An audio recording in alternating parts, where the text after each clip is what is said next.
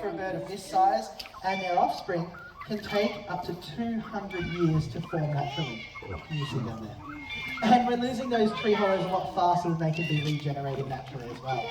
The other reason is that they rely on Australian native plants as a food source. As we get more and more introduced to exotic species of trees in the environment, we lose the nesting sites but also the feeding sources for these absolutely stunning birds. So we'll see if she wants to head up and have a look at those gorgeous tail feathers. Wow is correct.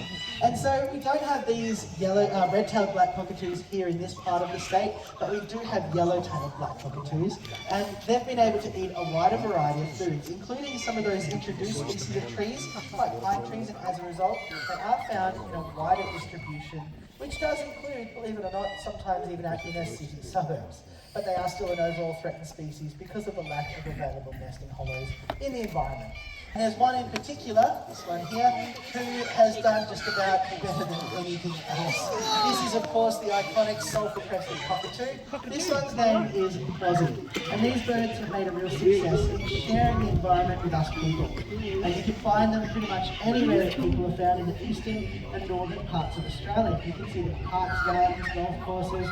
We see them around Hillsview very, very frequently. Even in our busy city streets and our backyards and suburban backyards, you can find these birds.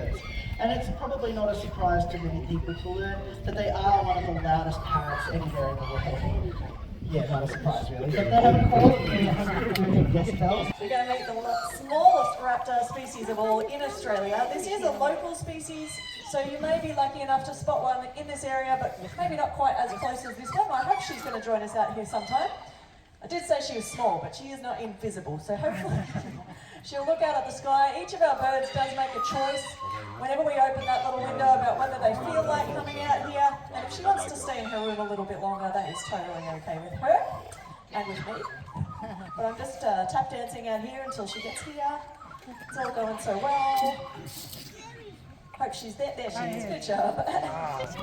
This is an Australian kestrel. Her name's Rusty. She is there. They can also change the shape and the angle of their tail to break and maneuver in flight.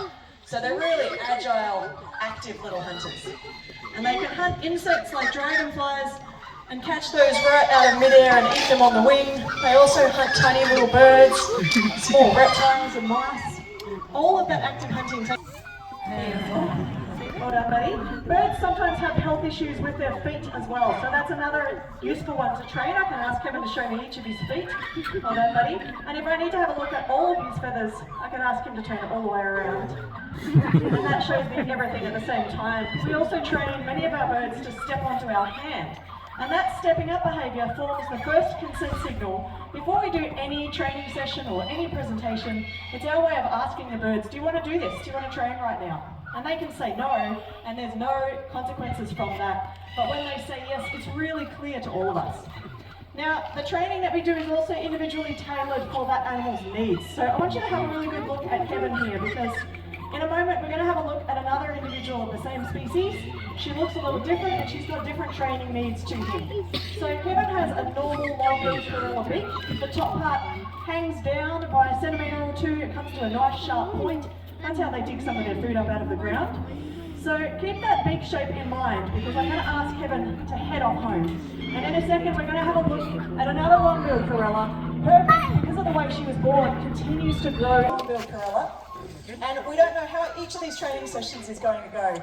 So she may only want to come out for a second, and we're still happy with that. This is Fergie here. And one of the first things I do is to give her a little information about what we're looking for. And if she offers that herself, that's even better. So she's just taking a moment to take the husk off the seed that I'm giving her, and then every time she presents her beak, I'm rewarding that. And then if she wants to offer again, I'll see if I can bring that file a little bit closer. As long as she's looking comfortable, I can progress to the next step, and that's actually touching right on her beak there. That's where that filing takes place. It doesn't matter that she's only doing it for a split second. We can build up that over time. But what I'm really looking for here is that she's nice and still, and that she's continuing to offer it again, because that tells me that this is working out for her as well. So for her, she's figured out a way to tell us how to get seed. All she has to do is hold on to that beak rest while this file comes up. It works for her, but it also works for us, and that's the way that training should be set up. So it's a real win-win scenario. I'm really happy with that training session.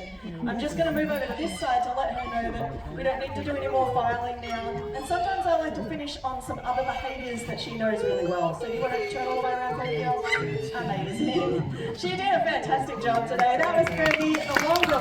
He's a very beautiful bird, but his colours are not just there to look good. They're actually vital for his survival. And eclectus parrots like this are found up in tropical far north Queensland. And it's the male stock who spend most of their time sitting in the tops of those rainforest trees where they spend those time up there foraging for food. You can see now that he's sitting on my hand, he tucks his wings in, he becomes a very plain, very green, still very beautiful bird, and that's exactly what he wants to have happen when he's foraging for food, because the main threats for a bird like this are in the top of those trees, things like birds of prey flying up above, looking down for a nice feathery snack. With those green feathers amongst the green leaves, he's very, very difficult to spot. Even if you imagine he flew up into any one of the trees around the arena, you can imagine just how hard he is to spot. I don't have to imagine, he's very, very difficult to spot. And so these birds, they use that camouflage to collect their food, but underneath their wings, he might show you, he's got some really cool colours. And the colours underneath the wings are okay to be shown because the threats, as I said, usually come from above. I'm going to show them again.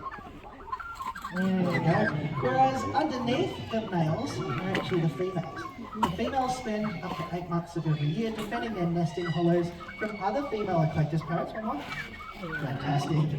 And so they're happy to show off those colours to the females underneath looking up.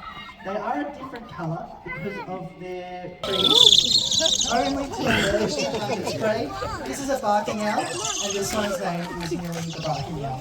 As you can see, she is a very beautiful but a very plain neutral tone. You guys can move it to that side. And one thing you'll notice, she does have two very big, beautiful yellow eyes. Those colours though, when she's trying to camouflage, they're hiding away not only from predators but also from prey as well. But they do use their vision to find their prey. These birds have incredible eyesight. She spotted something up there that I can't see. But they've given up their ability to see in colour. They can see in incredible detail in distance with a focus on movement in the forest. As you can see, when she's sitting up on incredible detail and distance, with a focus on movement in the forest. The movement they're looking for is their prey. For an owl like Millie, that's things like rodents, such as rats and mice, possums, gliders, even other birds are on the menu for a barking owl. And when they do spot their food, they'll launch out of their hiding spot. And they really are quite agile through the forest when they'd like to be. And at the last minute, they'll use those sharp claws or talons to catch and kill their prey. So, you can hear that little chirpy sound. Especially, some have been with us for many years, and I hope those of you that are here today are enjoying that membership. Thank you.